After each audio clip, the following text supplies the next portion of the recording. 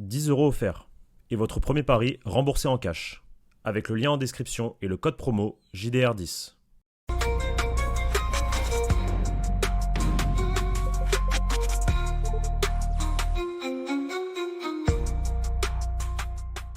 Bonjour à toutes et à tous et bienvenue pour une nouvelle vidéo sur la chaîne YouTube Journal du Real. On va parler de monsieur Kylian Mbappé ce soir puisque nous sommes allés à la pêche aux informations et surtout pour revenir aussi sur sa masterclass euh, d'hier soir. On a enfin retrouvé le chemin de la victoire contre l'Athletic Club 3-0. Enfin, on est heureux et c'est le bon moment, je pense, aussi pour parler donc de Kylian Mbappé. Pas mal de petites choses à vous dire sur lui, revenir sur sa perf, des infos. Encore un bon petit programme. Comment ça va, Pablo? Ça va très bien, Victor, ravi de te retrouver. Ravi de voir que le Real Madrid s'est joué au football. Après avoir vu ce fameux deuxième but, là, action collective. Des joueurs en mouvement, des dédoublements, des espaces qui se créent. Ça régale. Dommage que ça arrive aussi tard.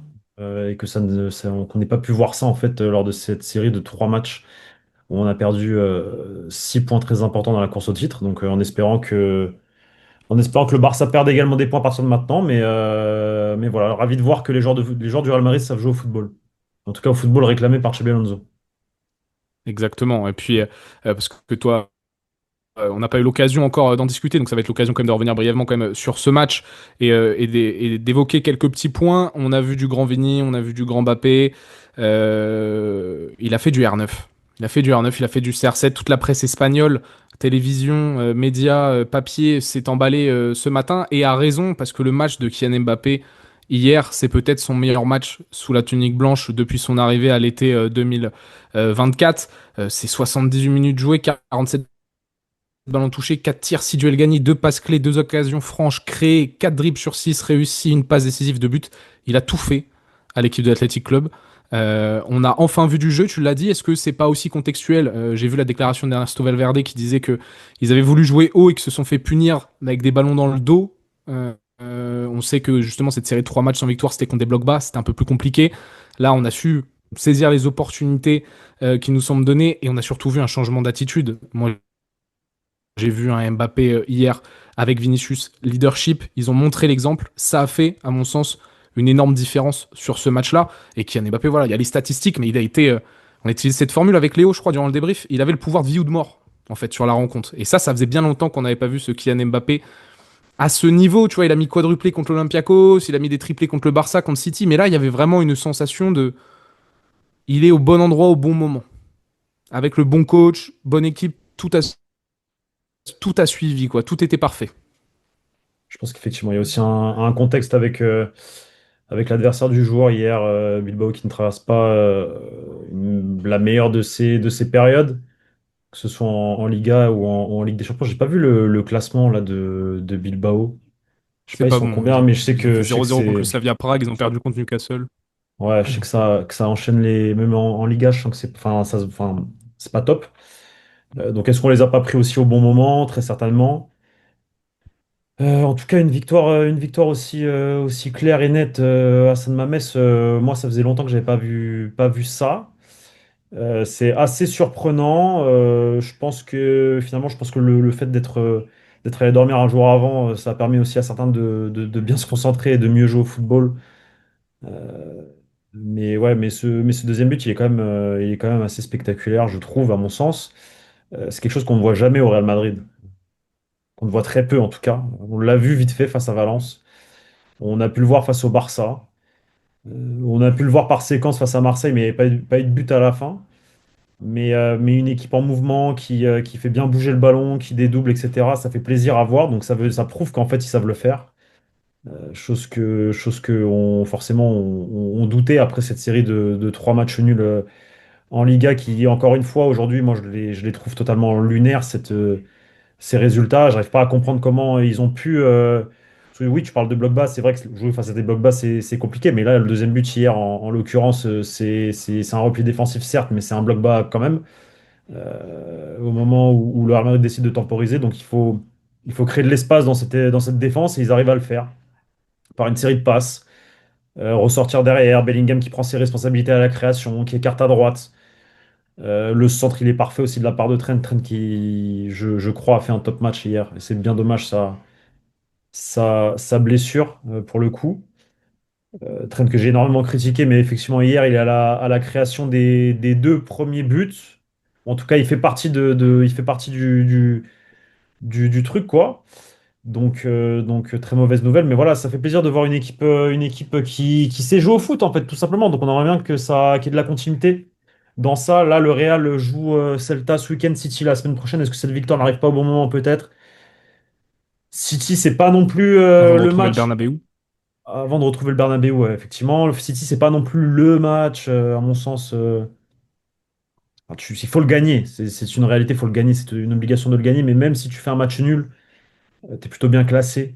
Tu es dans une bonne position. Derrière, tu enchaînes avec Monaco et Benfica. Donc, ces 8 premières places, tu pourrais potentiellement y être si tu prends 7 points sur 9. Même si l'objectif, bien sûr, c'est de gagner face à City. Mais on connaît City, cette année, ça tourne bien. Même si là, ils sont dans une passe un peu moins bonne, d'ailleurs. Passage. Ils ont failli Mm. perdre face à Ouais, ils se Fulham, sont fait là. peur encore là. Ouais. Ouais, ils se sont fait peur. Mené 5-2, ça finit un 5-4. Il y a un, il y a un point, il y a deux points qui sont extrêmement importants. Évidemment que Mbappé il est sur une autre planète statistique là, avec les deux autres loulous, Erling Haaland et Harry Kane. 25 buts déjà avec le Real Madrid cette saison. C'est le premier joueur donc des 5 grands championnats à avoir atteint cette barre symbolique. Il est sur des statistiques totalement folles, hein, voilà, on a dit, j'ai vu le Chiringuito, j'ai vu du R9, j'ai vu du CR7 en Kylian Mbappé. Moi, c'est son meilleur match de la saison, c'est son meilleur match même depuis que je l'ai vu au Real Madrid, parce qu'il y avait l'attitude. Et notamment aussi du côté de Vinicius Junior. Moi, il y a une stat qui m'avait frappé, que j'ai sorti là, je crois, sur le Twitter du Journal du Real aujourd'hui. Oui, c'est ça. C'est les stats de pression. Et je trouve que c'est assez significatif, notamment celle des attaquants, mais surtout aussi du milieu de terrain. Je crois que dans une dernière vidéo, j'avais un peu vanné Mbappé en disant que Militao pressait plus depuis le début de saison sur 90 minutes. Il est à 12 pressions par match, 5. Militao, Mbappé est à 12,4, hein, c'est la même chose. On avait Vini qui était plutôt mid à 19,6. Si je te prends les stats contre l'Athletic Club, là c'est totalement différent. Vini double quasiment ses stats de pression. On est à 31, Bellingham on est à 47, Mbappé on est donc à 17 en seulement 78 minutes. Donc il y a quand même une petite, il y a quand même on élève le niveau, on élève le niveau de pression. Et ça se remarque tout de suite sur le terrain, notamment au niveau de l'attitude. Pour le coup, Mbappé, à chaque fois qu'il touche le ballon, il y a danger, mais même quand il n'a pas le ballon, c'est un danger, il se déplace, il y a du mouvement, il y a du leadership, ça parle avec ses coéquipiers, ça tire l'équipe vraiment vers le haut. Xabi Alonso aussi en conférence de presse le dit lui-même, son influence là, ce soir va au-delà des buts, et il a bien raison de le signaler. On voit, hein, de toute façon, Xabi, voilà, il a essayé de remettre dans les meilleures conditions Mbappé et Vini, on les a réaxés sur le terrain, on leur a laissé la liberté, et à la fois, on leur a bien expliqué, j'ai la sensation vraiment, il y a l'info de Rodra, la d'ESPN, qui a dit que Vini et Mbappé, sur toute la dernière séance d'entraînement, ils ont passé énormément de temps à discuter avec le staff technique. Moi, la sensation que j'ai, c'est que le travail qui a été fait, c'est faites vos appels. Les passes viendront, on va vous alimenter. Militao, Trent, les quarterbacks, là, ils vont vous mettre des longs ballons. Faites vos appels, faites vos appels. Et on l'a vu durant le match, Kylian Mbappé, il a pas hésité une seule seconde. Et même, il y a des séquences où la pression était bonne. Il a gêné les premières relances de l'équipe. Chose où moi, je pouvais être un peu frustré sur les derniers matchs parce que oui, l'équipe n'allait pas bien, mais Mbappé, à mon sens, ne faisait pas assez d'efforts pour aller dans le bon sens. Là, ce soir, là, pour moi, il fait gagner et il est capable. Tu vois, la grande question, on en rigolait, toi et moi, et on en a rigolé plusieurs fois avec la commission, est-ce que Mbappé n'est pas le problème de ce Real Madrid? Est-ce que Mbappé n'est pas le problème? Est-ce que depuis qu'il est arrivé, tout ne va pas? Factuellement, on peut en discuter, hein. D'un coup, c'est devenu Vinicius le problème. Dès que Mbappé est arrivé, Bellingham, c'est devenu le problème aussi. On se disait, bon, bah oui, peut-être que Mbappé, c'est un souci. On a fait un sondage lors d'un live libre antenne où il y avait Teddy, où il y a plus de 500 personnes qui ont voté. Si vous aviez le pouvoir de faire disparaître un des trois devant, sans être réaliste, juste, voilà, il y avait plus de 35% des gens qui avaient dit Mbappé, 27% Vini et 19% Bellingham. Et je crois qu'une vingtaine de pourcents, c'était que les trois peuvent jouer ensemble, on veut garder les trois. Alors il y a de l'affect. Mais tu vois, c'était un peu en mode, beaucoup de gens pointent un peu du doigt, depuis que Mbappé est arrivé, c'est un problème. Maintenant, quand Mbappé est à ce niveau-là, ah, c'est une putain de solution, hein. Plus qu'un problème en réalité. Moi, ce que je vois avant tout, c'est que, en tout cas, c'est la sensation que j'ai de l'extérieur, c'est que la solution, elle vient d'un point de vue collectif et pas d'un point de vue individuel. Hier, le collectif, à mon sens, a tourné mieux, a mieux exécuté les consignes du coach. Je pense qu'effectivement, ce que tu dis en introduction, le fait que Bilbao ait décidé de jouer haut, Ça a potentiellement mis dans de meilleures conditions les offensives du Real Madrid. Mais la solution, elle est surtout collective. Si tout le monde fait les efforts dans le même sens, à mon sens, euh, comment dire, on ne peut que aller vers du bon, en fait. Et hier, la preuve en est par les chiffres que tu peux ressortir, par aussi ce qu'on voit sur le terrain, l'attitude. Moi, le deuxième but, encore une fois, je tiens à insister dessus. Si le Real Madrid jouait comme ça, je dis pas tout le temps, parce que tu peux pas jouer comme ça tout le temps, Par séquence. voilà, par séquence, dès qu'ils ont surtout qu'on parle des. Là, sur la séquence, c'est à Mbappé, Vini, Bellingham, Trent, Mbappé, Kama qui touche le ballon. Et Valverde, il touche pas, je sais plus s'il touche. Valverde, si, si, il est à l'initiative, Et- Valverde, oui, oui, avec ok. Trent. Et au départ de l'action, je sais plus qui En c'est, fait, je c'est crois. Trent qui est sur le côté droit, qui arrive à glisser un bon ballon dans la bonne zone à Valverde qui se démarque. Valverde en une Voilà. touche, qui la met. Et là, il y a.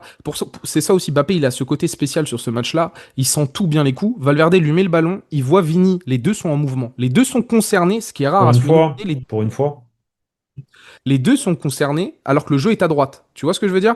Et là, le ballon arrive, Bappé en une touche met la petite Madjer à Vini. Vini, il comprend qu'il peut pas gagner l'un contre un, il revient avec Bappé. Il voit qu'il n'y a pas de solution, il passe avec Bellingham. Et Vini fait Bellingham, il fait l'appel, le taf mais il qu'il la met faut pas. faire. Mais il la met pas à Vini parce que Vini est hors jeu. Ah, je gagne un peu de temps, je réfléchis. Trent qui déboule comme un ange. Voilà. Il glisse le ballon et derrière il y a la galette, la remise de la Comme tête de Bappé, le quoi, but de Kama.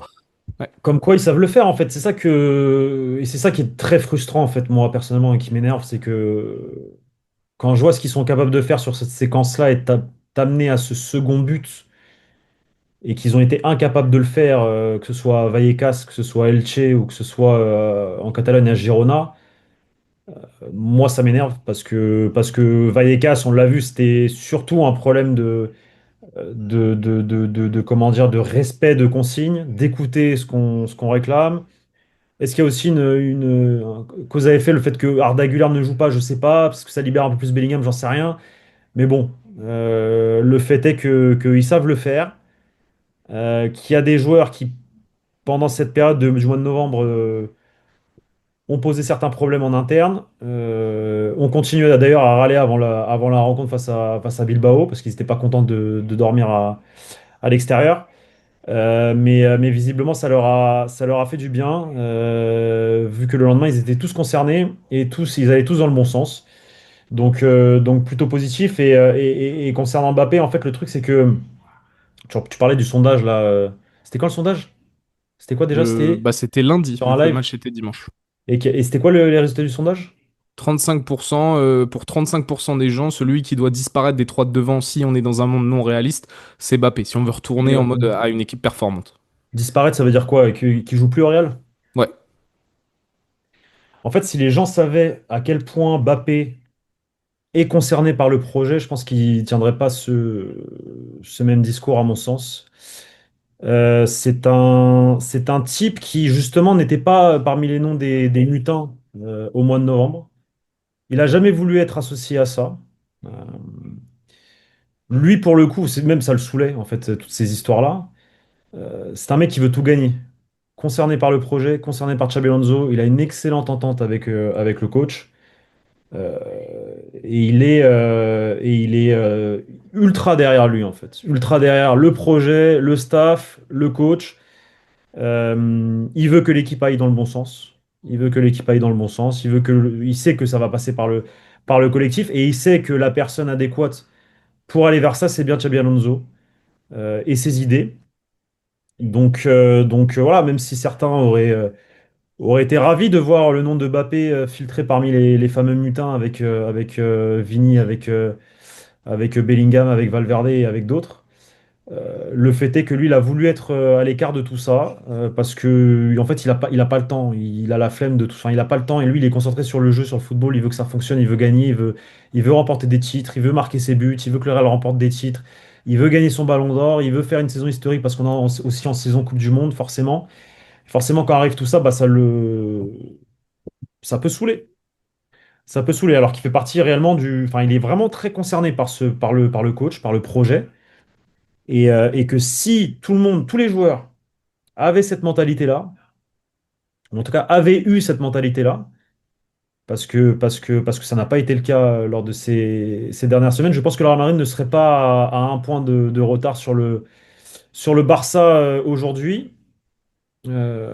sachant qu'ils étaient même à 4 points de retard avant le match de Bilbao, chose qui est totalement lunaire, je tiens encore à le souligner, c'est totalement lunaire, à mon sens, d'être à 4 points d'avance, enfin 4 points de retard, pardon, sur le Barça, alors que tu avais un +5 après Valence.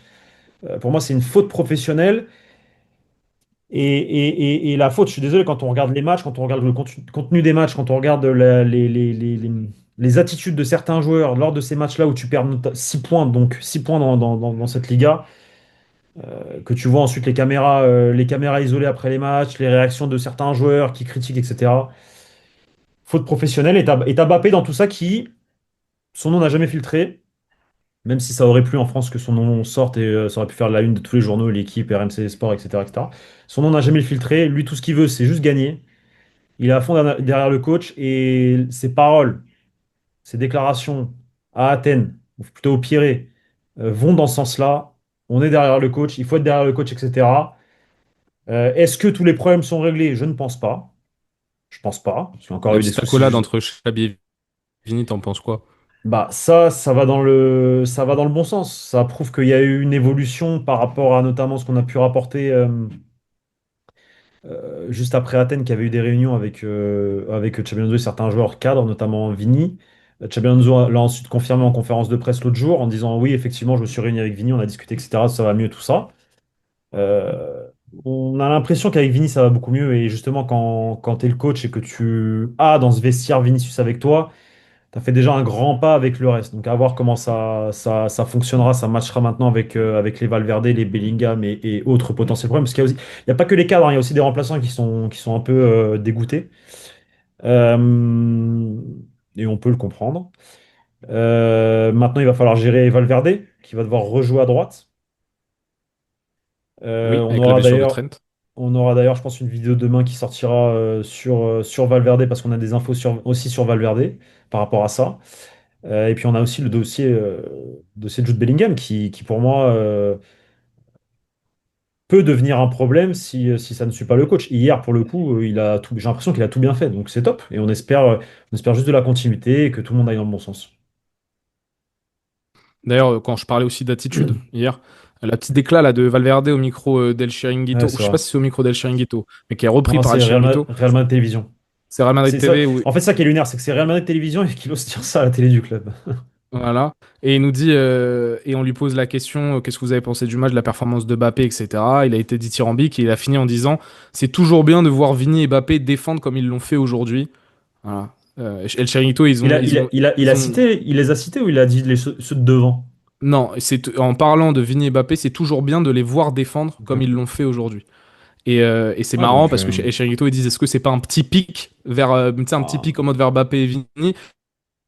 Moi, je le vois surtout comme signe que les joueurs ont remarqué que Mbappé et Vini étaient concernés et que je fais souvent moi la fixette sur les deux de devant. Quand les deux sont concernés et tirent l'équipe vers le haut, au-delà des statistiques de l'un ou de l'autre, c'est tout le groupe aussi qui suit derrière et on en a eu la preuve, à mon sens, hier.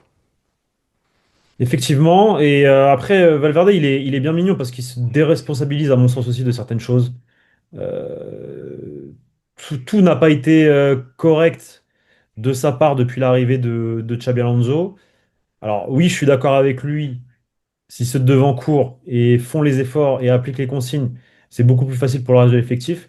Mais lui aussi a sa part de responsabilité dans ce qui a pu se passer lors de ce mois de novembre. C'est pour ça que je trouve ça assez, moi, pour le coup, c'est lunaire de se dire ça en zone mixte avec Real Madrid Télévision devant.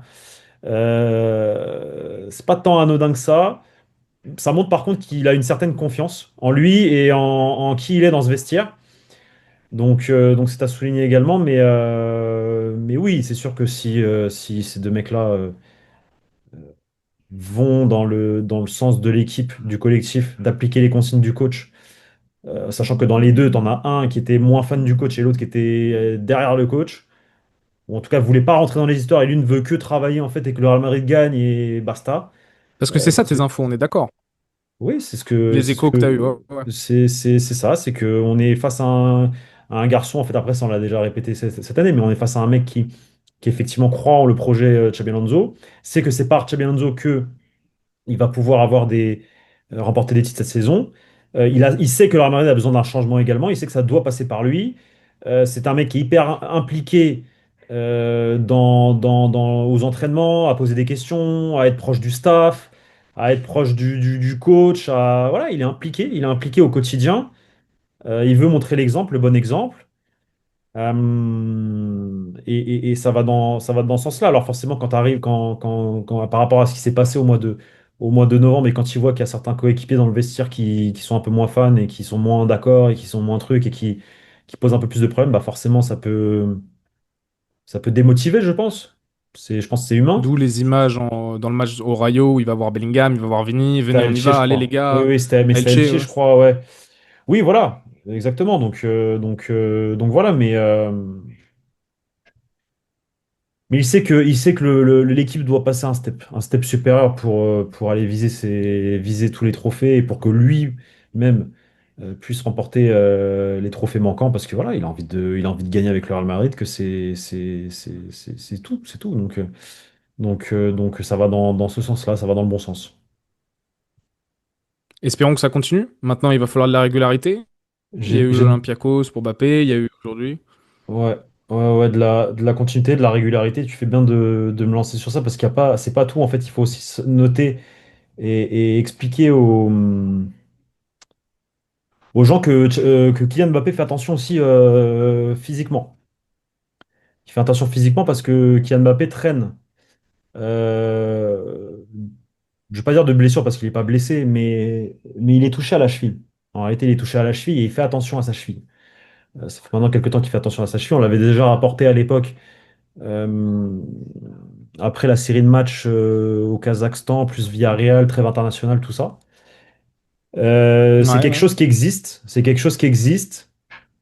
C'est quelque chose de réel. Ce n'était pas une blessure diplomatique comme on a pu le voir dans la presse française ces derniers jours, enfin pendant la trêve internationale là. RMC Sport qui disait des blessures diplomatiques, Mbappé, etc. Non, non, il n'y a pas de blessure diplomatique, c'est il a quelque chose à la cheville. Alors c'est pas grave, ça peut se gérer comme ça, tu vois, avec du repos, avec peut-être moins d'intensité à certaines séances, etc., etc. Mais faut expliquer aux gens que effectivement le joueur, le Real et même l'équipe de France observe avec attention son évolution et que pour le moment on gère comme ça. Il y a notamment les fêtes de Noël là qui vont arriver. Ils auront quoi? Peut-être une coupure de une semaine et demie, donc peut-être qu'il va aussi moins s'entraîner. C'est pour ça aussi qu'il était parti en vacances, qu'il s'était moins entraîné aussi avec quand il avait quitté l'équipe de France. Il était parti 3 4 jours off avant de revenir à l'entraînement le jeudi Ouais. ou le vendredi. Il faut faire attention à ça parce que il a quelque chose. Pour le moment, il peut vivre avec. Mais attention à quelque chose qui pourrait être bien plus dramatique. Donc, faut aussi prendre en compte tout ça. A priori, là, cette saison, il va faire la saison comme elle est, et il va continuer à jouer, etc., etc. Mais après la Coupe du Monde, on verra s'il faut pas prendre une décision entre la sélection, le club, le joueur. Qu'est-ce qu'on fait pour, si dans le cas où il a toujours cette gêne, ces gènes, parce qu'en fait, c'est pas une blessure, c'est une gêne à la cheville avec des douleurs plus hautes, plus basses en fonction des temps, etc. Moi, je sais que, par exemple, il a joué le match au Kazakhstan, là, où il avait marqué combien de buts ce jour-là? Il a marqué Triplé, 3 non? buts. C'est pas un triplé qu'il met? Je Ouais. crois. Bah, il avait hyper mal à la cheville. Ce jour-là, il avait hyper mal à la cheville. Villarreal, il joue, il a mal à la cheville. Et il se sort à la fin du match parce que justement, on lui fait un tacle sur la cheville où il a mal. Donc, il sort. L'équipe de France, il joue, il se refait, on le retacle à la cheville. Enfin, il se reblesse, je crois que c'était face à. C'était qui l'équipe déjà? À domicile, là, au Parc des Princes? Putain, j'ai un trou aussi. C'est pas Islande? l'Islande. Non, c'est pas l'Islande, c'est Non. l'autre, je crois. Oh, Bon, merde. bref, Il y avait bref, qui dans le bref. groupe? Islande, Azerbaïdjan et Ukraine. C'était l'Azerbaïdjan. Ukraine. Mais je crois que c'était l'Azerbaïdjan. Non, c'était Ukraine. C'était Ukraine, C'était c'était Ukraine. l'Ukraine. C'était l'Ukraine. Bon, bref. Et donc, il sort aussi. Donc, il y a ce truc-là qui existe. Et il faut pas croire ce qui peut se dire dans la presse française des blessures diplomatiques. Quand l'équipe de France explique qu'effectivement, il arrête, il sort du groupe France parce qu'il a ses douleurs à la cheville, etc., c'est réel, c'est vrai. Et quand derrière le Real dit comment dire, à ses journalistes phares, etc., que non, il n'est pas blessé, vous inquiétez pas, il est là pour Elche, c'est la réalité aussi. Mais on veut protéger le joueur pour pas trop en faire. Mais il y a quelque chose. Il y a quelque chose. Voilà, il y a quelque chose et ça aussi, faut le savoir. Ok. Est-ce qu'on a fait le tour? Ouais, ouais, on a fait le tour, je sais pas si t'as un avis. Bah, il faut protéger le joueur. Mais ça explique aussi certaines baisses de régime. Ça explique aussi un peu de gestion du corps, etc. Non, moi je pensais pas qu'il avait qu'il traînait encore quelque chose. Donc tu m'apprends quelque chose. Ça explique sûrement certaines séquences où Mbappé est un peu plus dans la gestion, notamment physique. Et il faudra faire attention parce qu'il faut absolument qu'il soit présent pour les grands rendez-vous, notamment sur cette deuxième partie de saison. Mais la vie, j'avoue que tu me prends de court. Je savais pas du tout pour cette info. Donc Surtout que attention. si on regarde le calendrier, Non mais janvier, février, mars, c'est ouais, d'une densité folle. Non mais c'est d'une c'est ce que, densité folle. Avec la Coupe du Roi, la Super Coupe c'est ce d'Espagne, que je, la Ligue des Champions, les deux derniers matchs de poule, potentiel barrage si tu finis pas dans le top 8. c'est Non, non, ça. c'est d'une densité folle. Donc Attends, il faut absolument, oui, qu'il se maîtrise, hein. ouais, attends, vite fait, je le prends, mais je crois que c'est passé des matchs tous les 3 jours, non? Ah oui, bah oui, largement. Il y a le premier tour de Coupe du Roi début janvier avec le Betis. Il y a la Super Coupe d'Espagne. Tu vas enchaîner après avec énormément de matchs de Liga, les deux derniers matchs de Ligue des Champions jusqu'à la fin janvier là. Non, non, oui, tu vas te régaler. Ils vont jouer, hein. Les pépères, hein. Ils vont jouer, hein. C'est clair. C'est clair, entre là, parce que t'as la Coupe du Roi aussi, entre-temps, qui va arriver à ce moment-là. La Super Coupe, C'est effectivement, ça. ils vont en Arabie Saoudite. La Liga, les deux derniers matchs de Champions League. Et ensuite, par contre, c'est pour ça que ce serait bénéf de finir huitième dans les 8 premiers, parce qu'au moins, tu Tu zappes m'étonnes. le barrage. Qui sont 2 matchs en plus dans le calendrier, Tu c'est un peu m'étonnes. relou, quoi. Et c'est un peu relou. Oh, et surtout des matchs à enjeu, il faudra voir l'adversaire, mais ça reste des matchs à fort enjeu dont il faudra être à 100% avec l'équipe type et tout le tralala. Merci beaucoup, Pablo. Dis-moi si t'as un mot de la fin ou on est tout bon. Non, on est tout bon, à part dire que, ouais, que moi, l'équipe me saoule, en fait. De voir des joueurs réagir comme ça face à Bilbao, alors, et de voir qu'ils savent jouer au football, en fait, moi, ça m'énerve, ça me sort de moi, parce que du coup, face à des Elche, des Rayo Vallecano ou des Girona, ils te sortent cette bouse-là, et derrière, face à Bilbao, en fait, ils te font fermer ton clapet, sauf en fait, on aimerait bien le voir à tous les matchs, en fait. C'est juste ça, juste ça. Si vous êtes restés jusque-là, les amis, je l'ai pas dit en début de vidéo, mais n'hésitez pas à liker, vous abonner et à nous mettre en commentaire votre ressenti sur Kylian Mbappé. Est-ce que c'est le meilleur match de Kylian Mbappé? Voilà. Donc ceux qui répondront en commentaire, on saura aussi que vous êtes restés jusqu'au bout de la vidéo. Les amis, on se retrouve très vite pour des nouvelles vidéos, des lives sur la chaîne YouTube du Journal du Real, sur Twitch, tout ça, tout ça. Donc restez connectés et on va vous faire vivre au plus proche, comme toujours, l'actualité du Real Madrid dans les prochains jours. Ciao, ciao les gars. Ciao, les gars.